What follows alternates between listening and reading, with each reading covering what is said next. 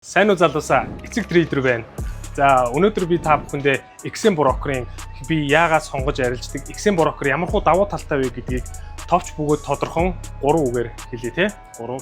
За XM брокер нэгт бол ялангуяа шинээр орж ирж байгаа арилжаачдыг бол маш их кэрлж тэдний мэдлэг боловсролд нь бол бүх зүйлийг бол үн төлбөргүй зарцуулдаг байгаа. За хоёр талаар XM брокер нь доктортой бүх зүйл доктортой байдаг. За доктортой гэдэг нь юу вэ гэхээр за олон брокер дундаас бол XM брокер нь ямарваа нэгэн том хөдөлгөөн, хуурамч хөдөлгөөн бол хийдгүүгээрээ маш том давуу талтай байгаа.